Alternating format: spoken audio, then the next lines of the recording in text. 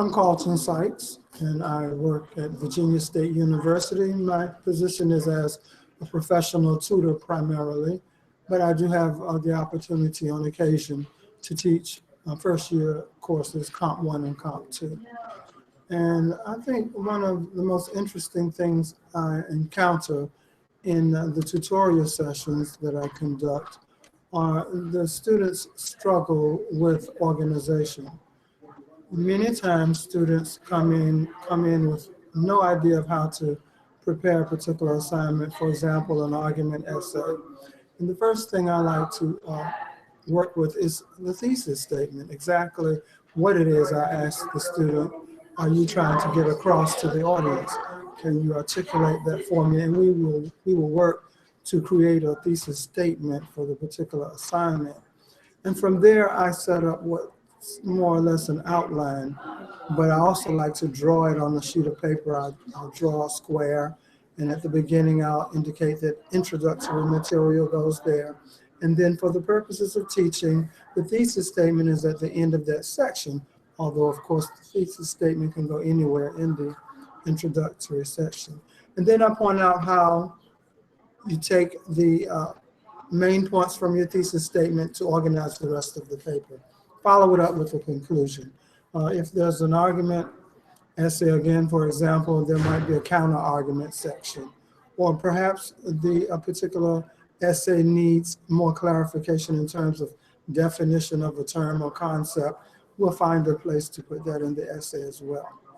So, and then in the first year courses that I teach, what I like to do, which I think is very interesting, is talk about critical thinking and what it means, not just in the language skills sense, but what it means in a situation. So what I do sometimes, I'll show a video, for example, of Madonna's Vogue, or some more contemporary rapper or musician, or someone my class might be familiar with.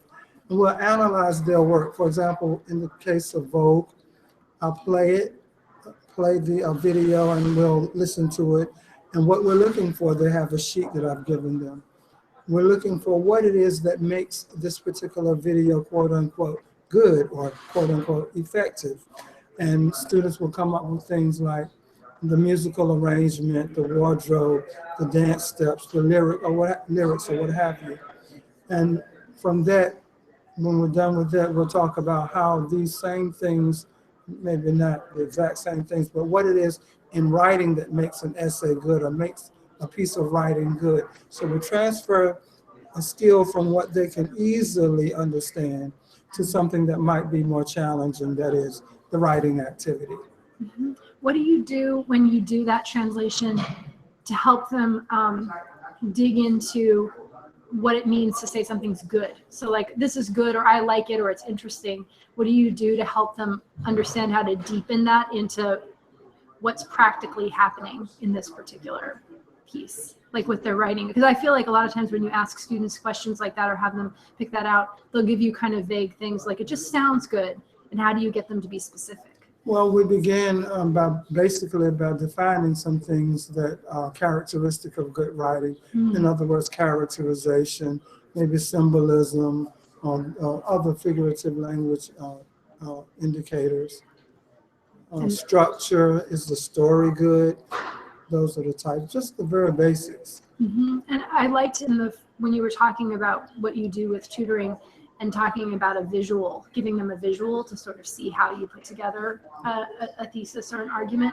Do you find that when you're teaching writing, that, and then it was also very visual talking about the video, that having a visual component to teaching something like writing is an important, I don't know, cognitive things for students to hold on to? I think it is, because especially at the level I teach, many of the students are so accustomed to having the teacher tell them exactly what to do, that in this transformation period of them becoming more independent in their writing practices, it helps to have that graphic, that visual image of just where they're going to move in the process of writing the particular assignment.